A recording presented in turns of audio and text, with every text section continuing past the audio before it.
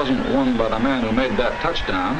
It was won by a team, and every man on the team had a share in winning it. We're playing another kind of a game now, only this one isn't for fun. It's for keeps.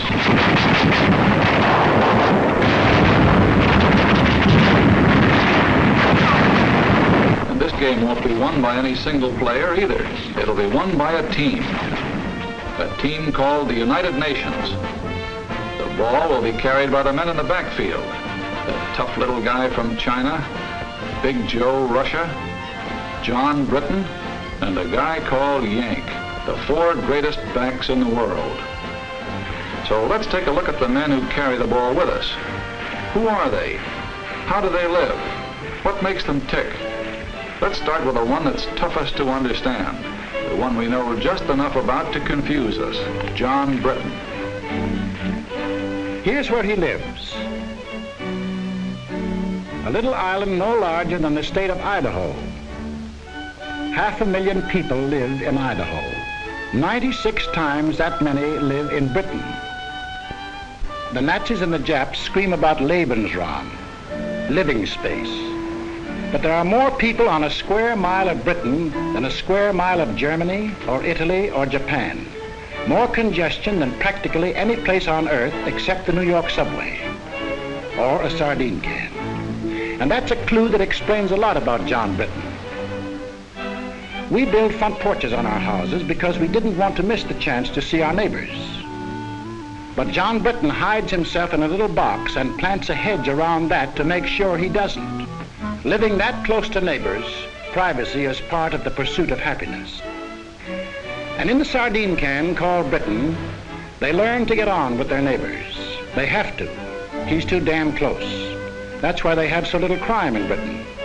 Believe it or not, even in wartime, the British cop does not carry a gun, nor does the professional crook.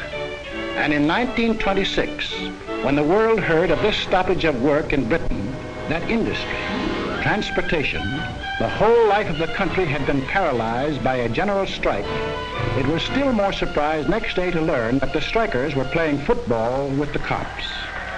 You can only understand that if you live in a sardine can. The second clue to this guy on our team.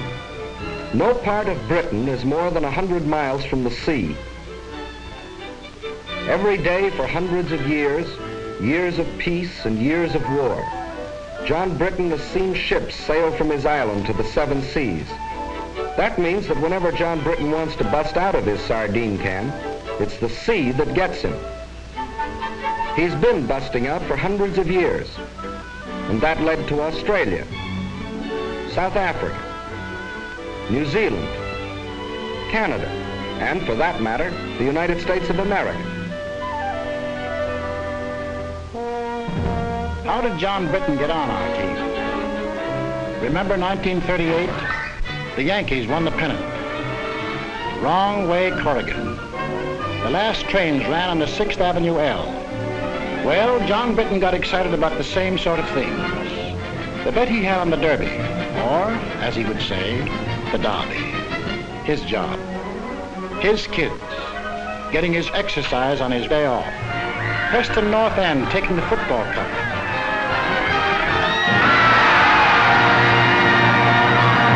Only 300 miles away, people were cheering another kind of event.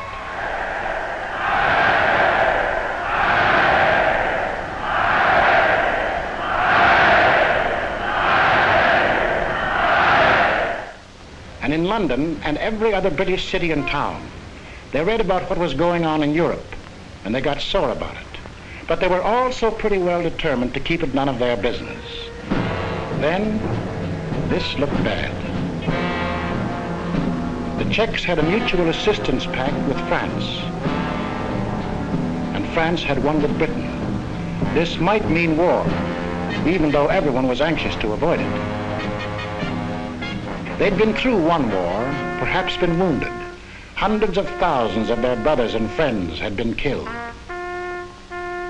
There was nothing beautiful to them about war, and they had no desire for another. In a last desperate effort to preserve peace, the Prime Minister today flew to Munich. All was well. Britain, France, Italy, and Germany were signing a pact at Munich, a pact in which the Germans agreed they had no further territorial claims to make. It was to be peace in our time. But it turned out to be a strange sort of peace. Hitler's first move was to break the pact he had signed. Wishful thinking was ended. Now they knew something had to be done about Germany. They approved the Conscription Act, the first peacetime conscription in British history, just as the Selective Service Act was the first in American history.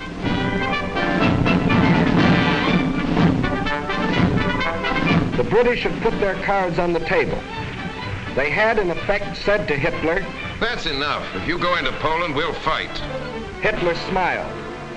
Like other would-be conquerors of Britain, Philip of Spain, Napoleon, Kaiser Wilhelm, he thought he understood the British. He didn't. The sleeping lion began to wake up. He was a pretty drowsy lion for the first 6 months of the war. He snapped and growled.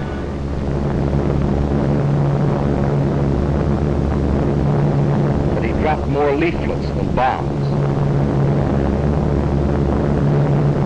He hoped that common sense would return to the German people and that they would throw out Hitler and the German warlords. Instead,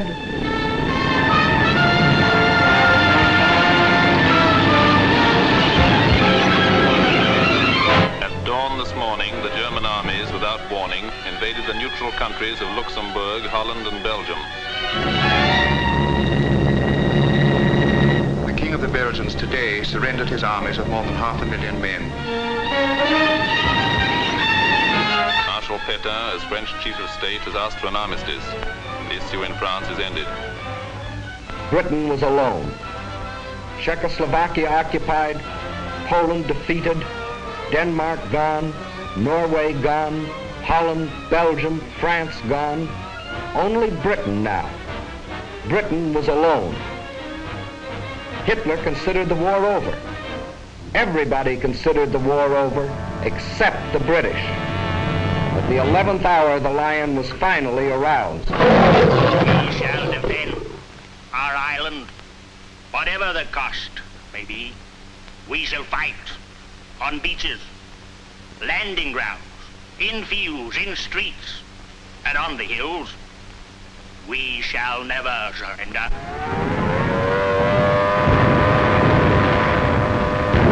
For a year, they took everything that the Nazis could throw at them. For one solid year, from June 1940 to June of 1941, they were the only major power fighting the greatest war machine in the world.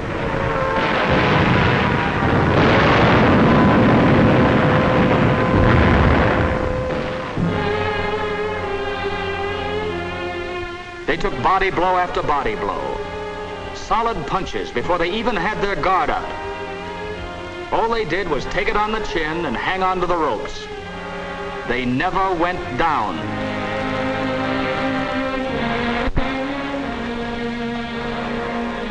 And while they buried their dead, they prepared grimly and defiantly for the day when they could strike back. There were no victories to cheer them on, just defeat after defeat. Some heroic, like the beaches of Dunkirk, or like the hills of Greece, where British soldiers landed to keep their pledge of honor to the Greek people. Landed knowing they were facing overwhelming odds. But some less glorious. Hong Kong and Singapore and Burma. But through all these long months, the British people were thinking and planning and working only for the day when they themselves could take the offensive. And that day came.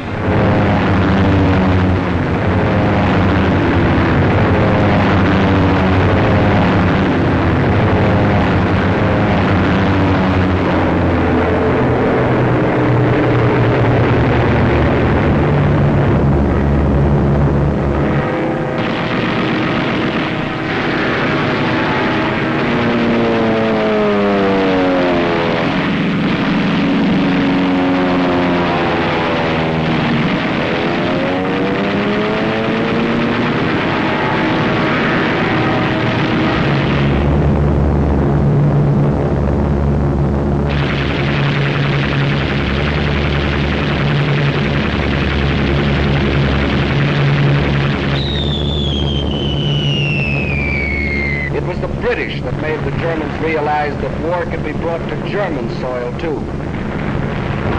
Day after day, night after night.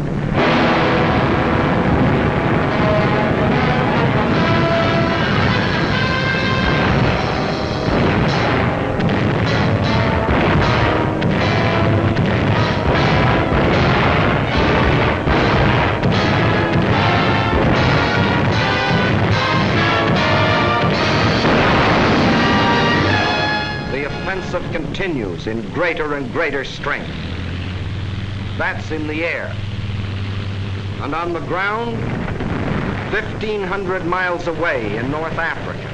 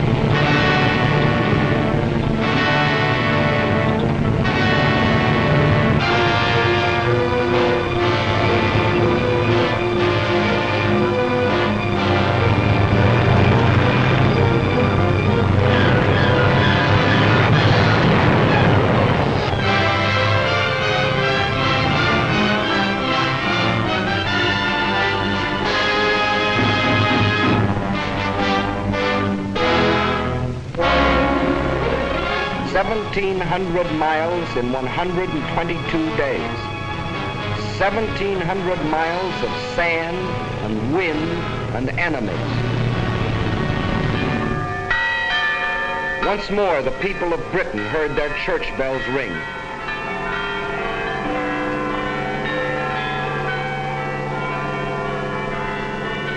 More than 3 years earlier, they had been warned that this would be the signal of invasion. But long since the nightmare of the threat of invasion had passed. Now the bells rang out a song of thanksgiving, a song of victory.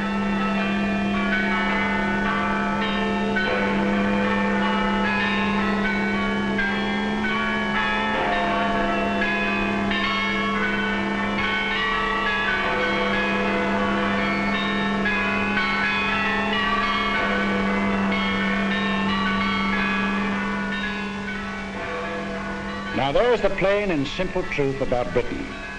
But the fellow that calls the signals on the Axis team knows his only chance of winning is to split our team up. So his team plays a game at which they've had a lot of practice.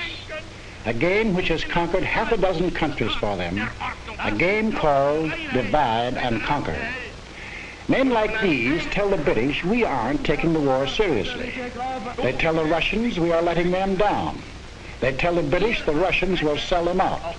And they tell us... It is manifestly ridiculous for the warmonger Roosevelt to tell the American people that they have anything in common with the British. On the contrary, they are different in every respect. Well, there are differences, that's true.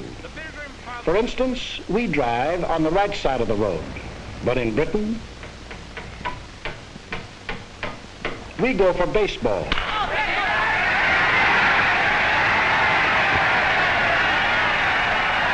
They have a little number called cricket.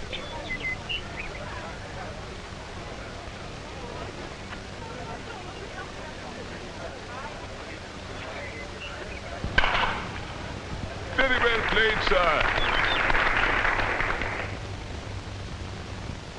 And anyone who ever drank coffee over there knows why there'll always be an England. Is your coffee all right, sir?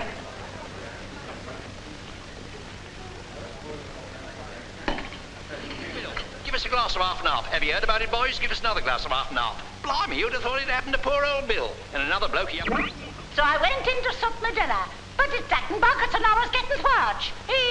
Lad, that's bad. And Ryan Tchaikovsky's smaller pianoforte works are past. Are they kidding, Jack? Why the cockamamie sprinkling some schmaltz mixed with celery tonic? Why do they all mush so much with corn pone in their mouth? You all can't understand a word they say. Yes, there are differences. But there are a few things that Britain and America do have in common. And these are the important things of life. A little thing called a free representative government. We call it Congress. They call it Parliament. A little thing called freedom of speech. No, in the next war, you've not got to go to it. They'll bring the war to you. And the thing is, if you take it from me, go and live at the Dorchester, because the trenches are just outside. And in Parliament Square, the most sacred spot in the British Commonwealth of Nations, Abraham Lincoln. Of course, Hitler doesn't like this kind of talk. His job is to sell the British that we're a nation of money grubbers and gangsters. While in the next studio, he is selling us the idea that the British are gutless and dopes. The John Q. Public and John Britton are entirely different. All right, Hitler, where are these miners? Wales or West Virginia? These farmers, Devonshire or Wisconsin? These steel workers, Sheffield or Pittsburgh? These children, American or British, they live in lands which share the same hopes, the same ideals, and unlike the poor children of Germany, in lands where the truth is free.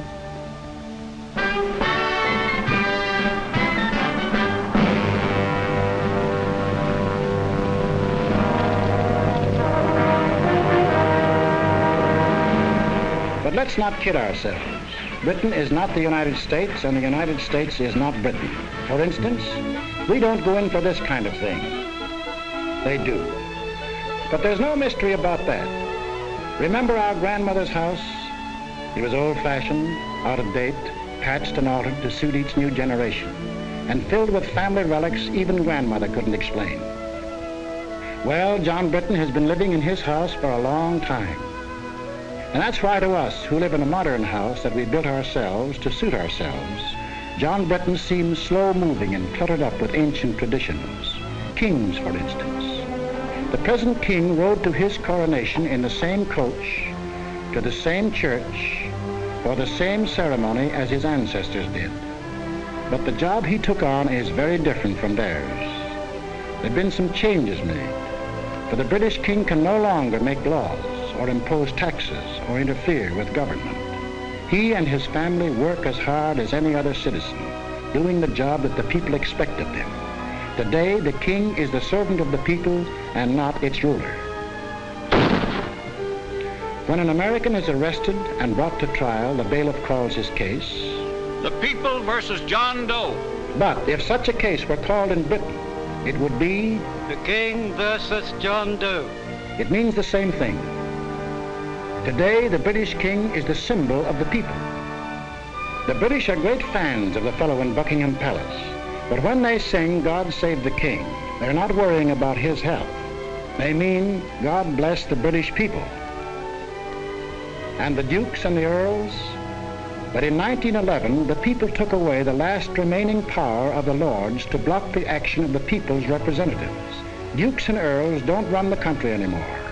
Today, there are only two people who do that. John Britton and his wife. They go to the polls, just as Mr. and Mrs. John Q. Public do here, and elect their representatives to the House of Commons. And there they fix the taxes and make the laws. And if John wanted to get rid of the lords, his representatives in Commons can at any time vote them out of existence. But John doesn't want to get rid of them. So he confuses us by keeping dukes and lords in a country where unions have long been accepted as an essential part of the democratic system, where the Labour Party, controlled by the unions, is one of the two great political parties, where longshoremen and railroad engineers have been ministers of the Crown, and where for 30 years he has had a system of social security even more extensive than our own.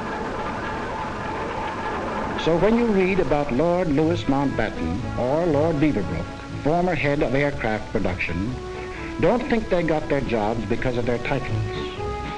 They got them because they were the best men for the jobs. Just as Ernest Bevan, formerly a Labour leader and now member of the War Cabinet, Herbert Morrison, who started life as an errand boy and is now Minister of Home Security, got their important jobs because they were the best men for them. With the things on the surface, the unimportant things, their John Britton and our John Q. Public differ. But the important part of their lives, they run the same way, the democratic way, the free way. But this gentleman never bothered about the truth. And when John Britton started carrying the war to Germany, he tried a new line. The warmonger Churchill only wages this war against the German people to save the British Empire. All right, let's take a look at that one. Here's the British Empire. And here's where the Germans were headed when Britain declared war. Does that look like trying to save the empire? Tackling Germany when it was headed into Poland and toward Russia?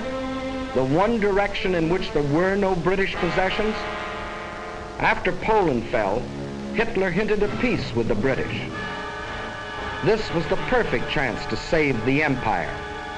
But it wasn't saving the empire that the British were thinking about.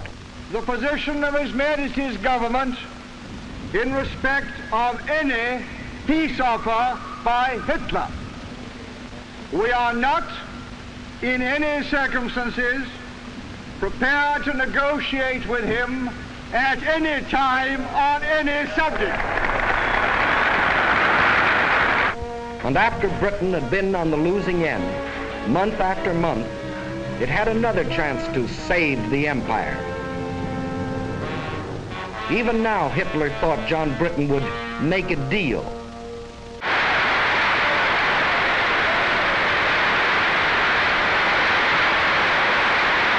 And let's take a look at this British Empire. The freedom we fought for in 1776, Britain has since freely given to Canada,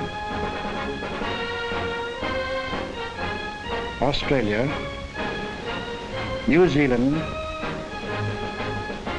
South Africa. These are independent nations with their own parliaments, their own laws, even their own money systems, their own tariffs, which often work to Britain's disadvantage, their own armies and navies. Britain couldn't even take them into war if she wanted to. That's a problem they settled for themselves. Each one of the British Commonwealth of Nations declared war on Germany of its own free will. Of course, no one ever talks about the British Empire today without mentioning India. And men of goodwill in Britain as well as other countries have been outspoken in their demands for Indian freedom.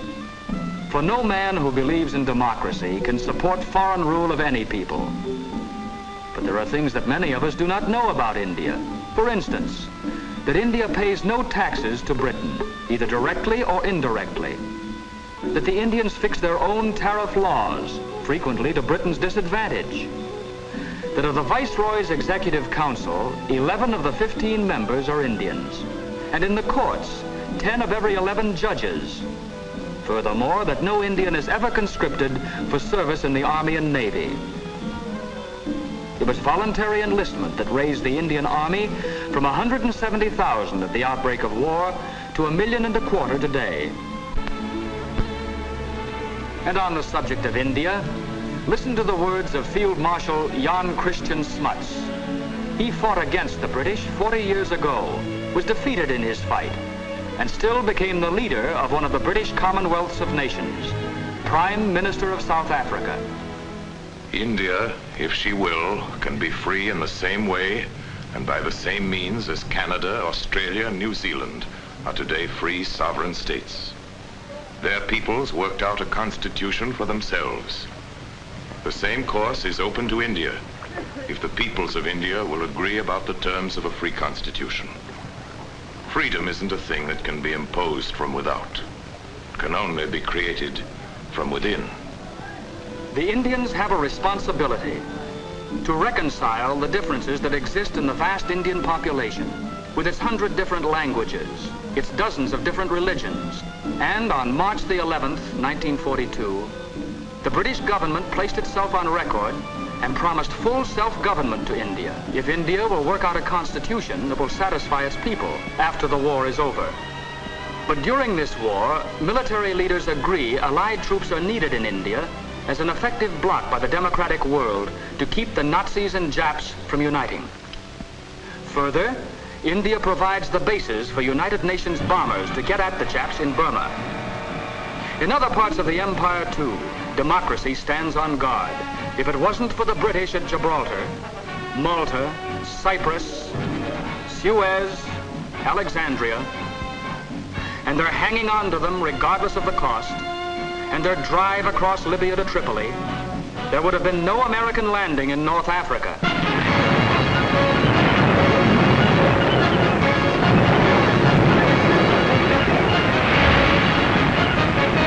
There's another tune the Nazis play about the British Empire. The British are sitting back, letting others fight the war for them. Ooh, we know that tune very well. Britain will fight to the last Australian or Canadian or New Zealander. The truth that thousands of Canadians and Australians and New Zealanders have gallantly fought and gallantly died in Crete, in Greece, in Libya.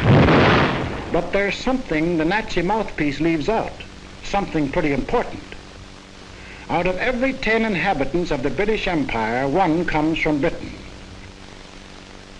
But of the casualties suffered so far in this war, 7 out of 10 were born and raised in Britain. 1 of 10 in population, 7 of 10 in casualties. And in the air, of the planes flying with the RAF in Britain, 2 out of 3 are manned by crews from the island. And of the planes on the overseas fronts, the Western Desert in Africa and the rest, 4 out of 5 are manned by boys from Britain. And then there's a little thing called the British Navy. From 1588, when it licked the Spanish Armada, to 1940, when we got moving on a 2-ocean navy, the greatest battle fleet in the world. That, too, is manned almost entirely by men of Britain, the little island in the Atlantic, an island of seafarers. And the British Merchant Navy, still the greatest merchant navy in the world, in spite of all that Hitler can do. Men from every British town and village in the stokeholds of 10,000 ships, on ice-coated decks, in grimy engine rooms, men who have been torpedoed twice, 3 times.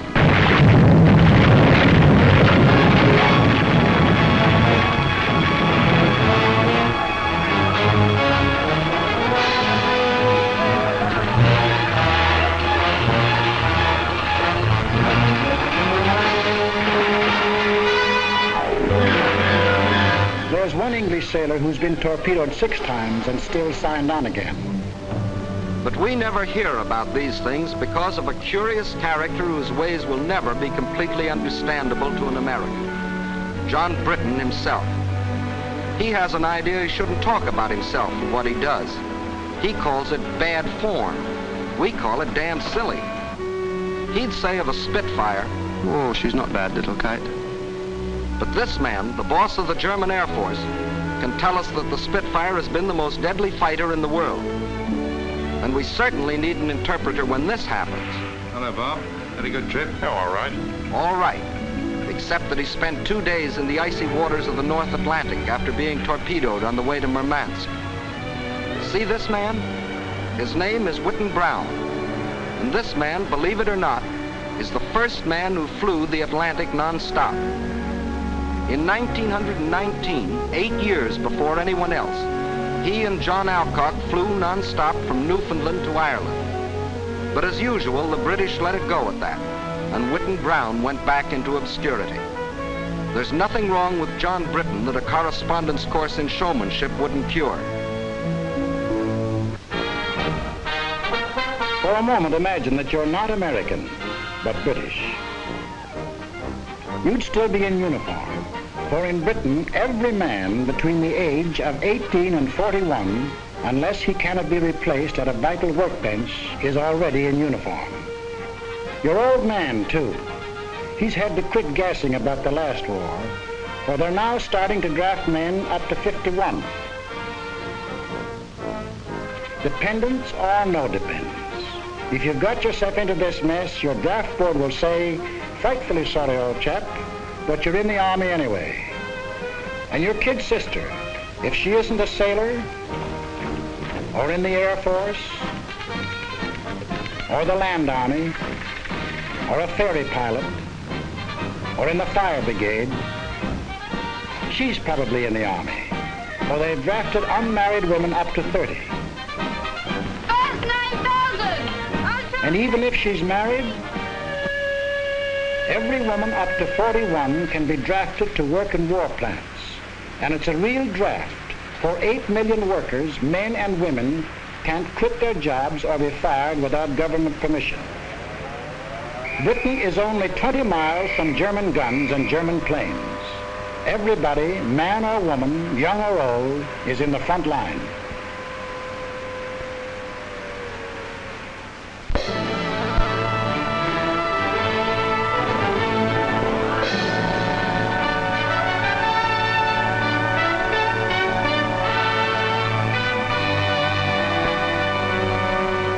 Maybe this isn't your idea of Britain. The ads were different, and you wondered whether they still made bows and arrows at the village forge. The ads kept quiet about industry, just as this one leaves out the aircraft plants and the oil fields.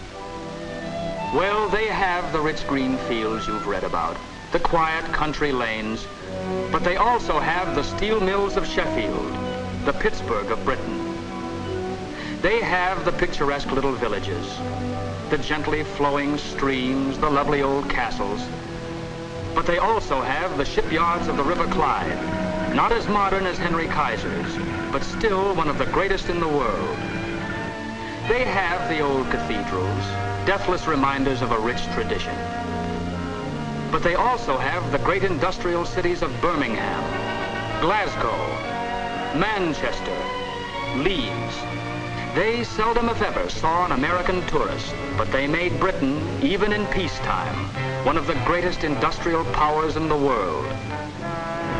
And in wartime, even as late as July 1942, this little island, no larger than the state of Idaho, was making more war goods than we were. Maybe you thought John Britain sat there and waited for us to send him planes and guns and tanks. Well, he's deeply grateful for what our Lend-Lease did for him. It saved his skin when he was in a tough spot. But today, Lend-Lease works in more ways than one. For today, John Britain himself furnishes planes and guns and tanks through the same Lend-Lease to us, to Russia, and his other allies all over the world. In Britain alone, our forces have received, free from the British, 1.5 million tons of food, clothing, and munitions, and 2.5 million tons of other materials. There's another thing you ought to know about Britain. If your unit gets sent there, you probably won't be invited out for supper or for a drink. That's not because the British don't want to entertain you. They haven't anything to entertain you with. Britain is mobilized for war, total war. And that means an end to civilian supplies. If you were a Britisher, you wouldn't expect your girl to use lipstick. There isn't any, except what we bring over as bait. She wouldn't be smartly dressed, for clothes are rationed, severely rationed. It's very unlikely she wears stockings, for if she bought a pair of stockings a month, that would be all the clothes of any kind she could buy. That's some rationing. We think our gas rationing is tough, but John Britain gets no gas at all. He goes to a pub to buy a bottle of whiskey. The pub keeper laughs in his face. Grain is needed for industrial alcohol. Industrial alcohol is needed for munitions. And nearly all the reserve stock of British whiskey is kept for sale to America to pay for the goods Britain buys here. For don't forget, besides Lend-Lease, Britain buys and pays for vast quantities of goods. And it was the cash purchases that Britain made before we entered the war that gave our munitions industry its start and enabled us to build it up in record time. He goes to buy a pack of cigarettes. There probably aren't any. But if there are... 2 shillings, please. That's 40 cents for a pack of cigarettes. 12 cents represent the cost of the cigarettes. The other 28, the tax paid to the government. For Britain is going all out in taxation. Nobody is making any money out of this war. Industry is paying. Excess profits tax is 100%. Labor is paying.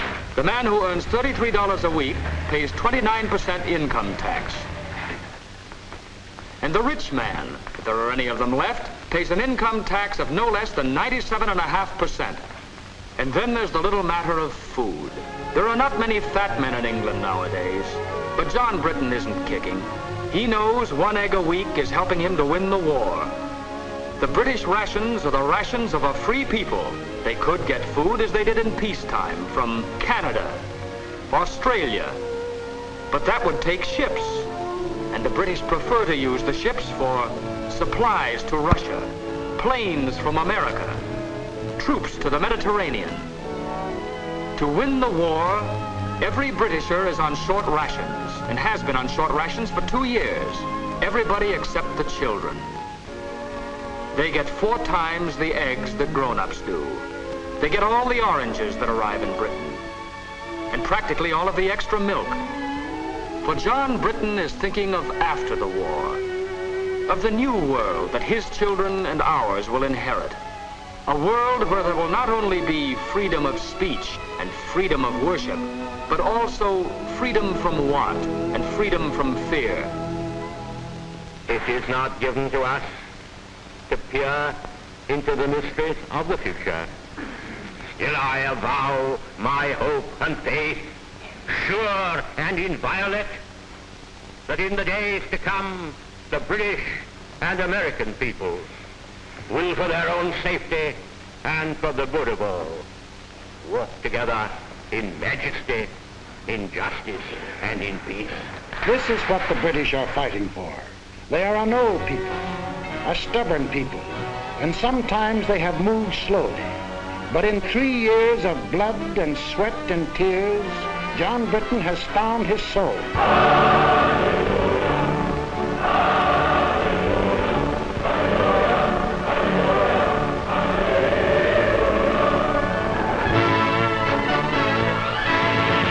Now he is tough. Now he is determined, and now he knows where he is marching, to victory and to a new world.